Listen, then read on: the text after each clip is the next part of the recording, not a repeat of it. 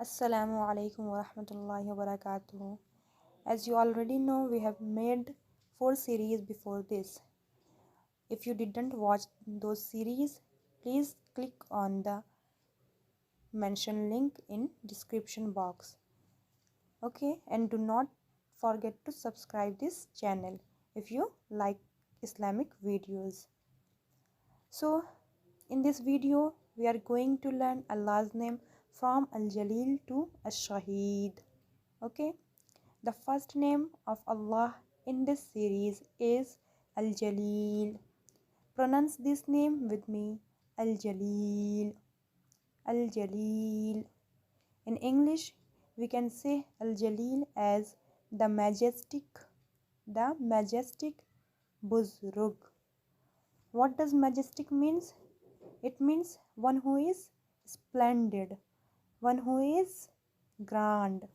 اللہ تعالیٰ بہت بڑا ہے، عظیم الشان ہے، اس لیے اللہ تعالیٰ کو میجسٹک کہا جاتا ہے، الجلیل.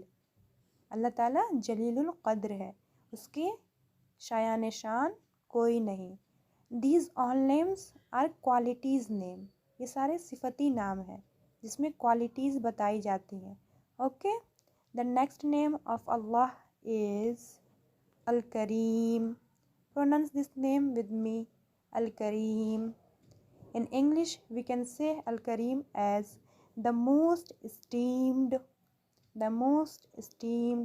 and in Urdu, we can say Al-Kareem as Sakhi. اللہ تعالیٰ کو سخی کیوں کہتے ہیں، الکریم کیوں کہتے ہیں؟ اللہ تعالیٰ بندوں کو نوازتا ہے. سخی یعنی جس کے پاس بھی اللہ تعالیٰ چاہے علم کی دولت سے نواز دے، یہ بھی ایک سخی ہوگا. اللہ تعالیٰ جسے چاہے رزق دے، یعنی کہ اس کے پاس بہت سارا ویلتھ ہوگا اور اس میں برکتیں ہوں گی. تو اللہ تعالیٰ الکریم ہے ہر بندوں کے لیے. اللہ تعالیٰ جس پہ چاہے اپنی سخاوت سے اسے فیضیاب کرے، نواز دے. The next name of Allah is Ar-Raqib. Ar-Raqib, and in English we can say Ar-Raqib as the watchful, Nigahban, and in Urdu we can say it as Nigahban. What does Nigahban mean? Nigahban کا کیا مطلب ہوتا ہے؟ Nigahban, one who on guard us, one who watch over us. اللہ تعالیٰ تمام بندوں پہ نگران ہے، دیکھتا ہے کون کب کیا کر رہا ہے، کس طرح سے کر رہا ہے، کہاں سے کر رہا ہے، کس جگہ سے کر رہا ہے. اللہ تعالیٰ ان سب چیزوں کو جانتا ہے، ان سب چیزوں پہ اللہ تعالیٰ واچ فل ہے. The next name of Allah is Al-Mujib. Al-Mujib, the responsive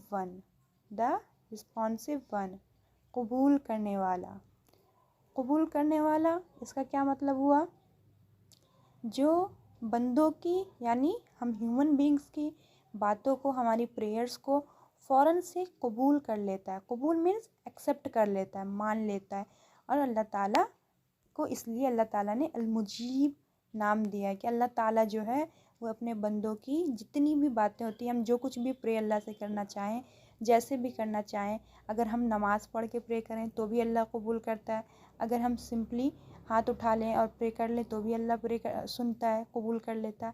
اور اگر ہم ہاتھ بھی نہیں اٹھائیں، نماز بھی نہیں پڑھیں، صرف ہم اللہ تعالیٰ سے من میں اپنے دل میں دعائیں مانگیں کہ اللہ میرا یہ کام کر دیجئے، یا اللہ میرا وہ کام رہ گیا اسے پورا کر دیجئے، یا میری امی ہیں، میرے پاپا ہیں، کچھ بھی جو بھی آپ دعا مانگتے ہیں، ہم دعا مانگتے ہیں، اللہ تعالیٰ قبول کرتا ہے. سم ٹائمز ایسا ہوتا ہے کہ اس دعا کو ہمیں پتہ نہیں چلتا ہے کہ اللہ نے قبول کیا یا نہیں، کہ ہمیں فوراً سے اس چیز کا آنسر نہیں ملتا. مان لیجیے ہم نے کسی چیز کی ایکسپیکٹ کیا تھا کہ ہمیں یہ گفٹ ملے، بٹ وہ گفٹ نہیں ملتا ہے، آفٹر سم ٹائم وہ ہمیں مل جاتا ہے. تو اللہ تعالیٰ نے اس دعا کو اسی ٹائم قبول کر لی تھی جب ہم نے کسی نے بھی مانگی. جو بھی مانگتا ہے اسی ٹائم اللہ قبول کر لیتا ہے. بٹ اللہ جانتا ہے کہ اس کا صحیح ٹائم کیا ہے، what is the right time of giving some thing. ٹھیک ہے، تو اللہ تعالیٰ کو پتہ ہوتا ہے کہ کب کس کو کیا دینا ہے. اس لیے اللہ تعالیٰ رسپانسو ون ہے، المجیب ہے. اللہ جب چاہے جس کو چاہے دیتا ہے، اور یہ کبھی کبھی نہیں ہوتا، یہ ہر وقت ہوتا ہے. اللہ نے آپ نے دعا مانگی، ہم نے دعا مانگی، اللہ فوراً قبول کر لیتا ہے، اس لیے اللہ تعالیٰ نے خود کو ایک نام المجیب دیا ہے۔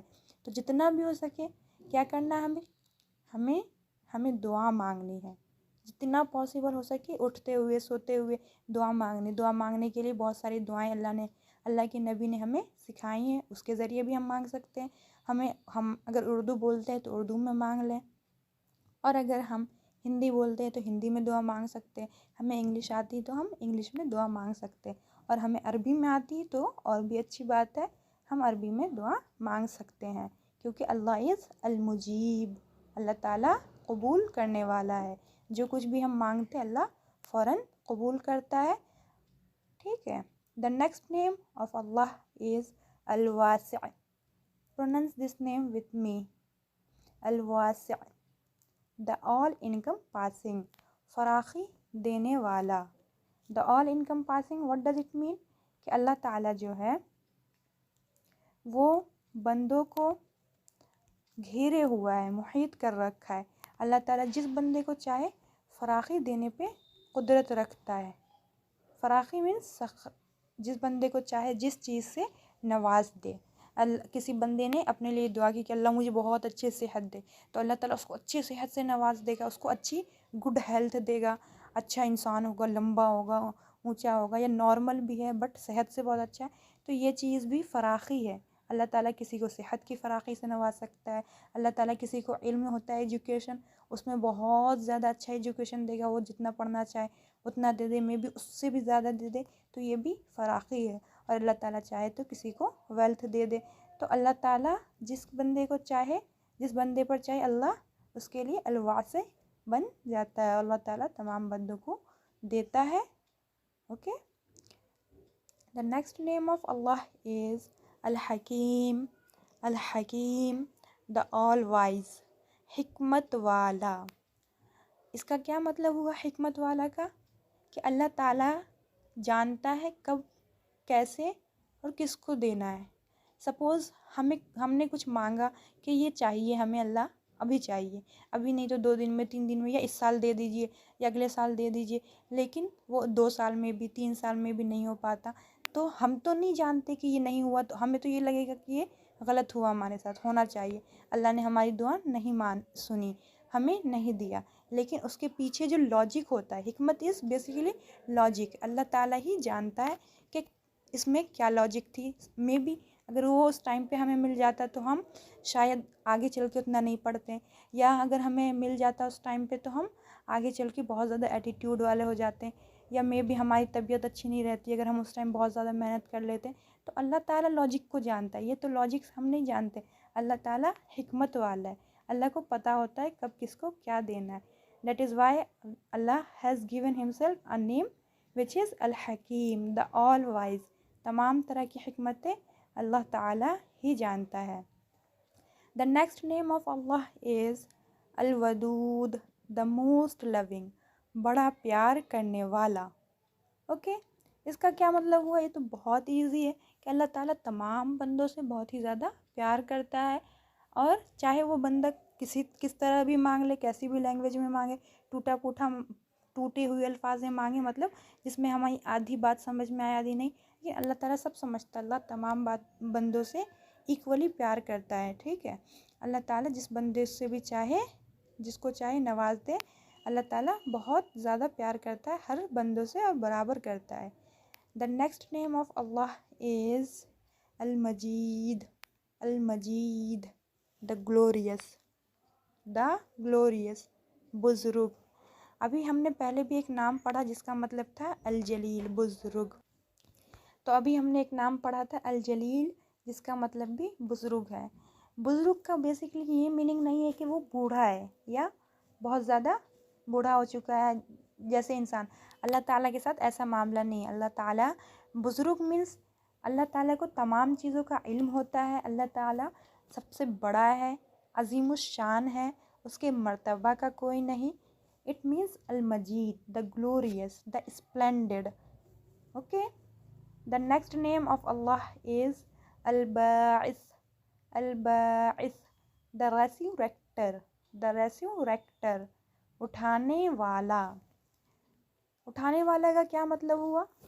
اللہ تعالیٰ تمام بندوں کو ہم سبھی کو پتہ ہے کہ ایک دن دا ڈے آف ججمنٹ ہوگا، جس دن قیامت کا دن جسے کہتے ہیں، اللہ تعالیٰ تمام بندوں کو جب ہم سب کی ڈیتھ ہو چکی ہوگی واپس سے ہمیں اٹھایا جائے گا، ہمیں جہاں بھی دفن ہوں گے، جہاں جو ہوں گے ان کو واپس سے اٹھایا جائے گا۔ اللہ تعالیٰ ہمیں واپس میں روح دے گا۔ روح مینس ہمارے اندر اسپرٹ آئے گی، روح پھونکی جائے گی اور ہم اٹھائے جائیں گے۔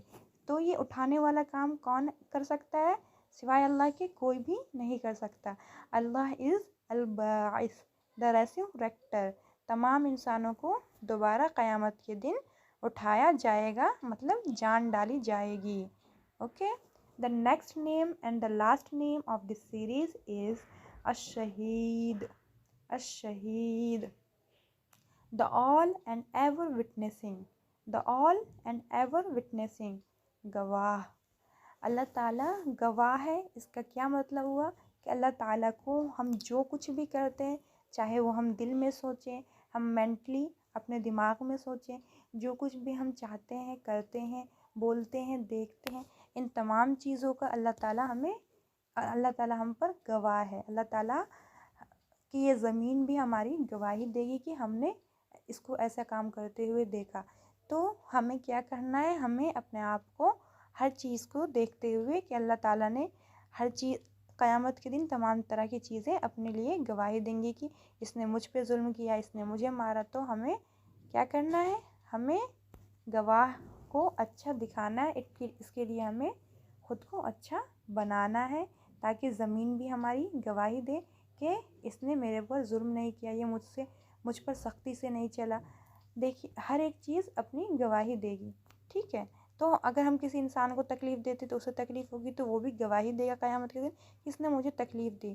اس لیے ہمیں ہر ایک چیز کو ایسا گواہ بنانا ہے کہ وہ تکلیف والا نہ بلکہ ہمارے لیے خوشی کا باعث ہو۔ اللہ از الشہید، اور اللہ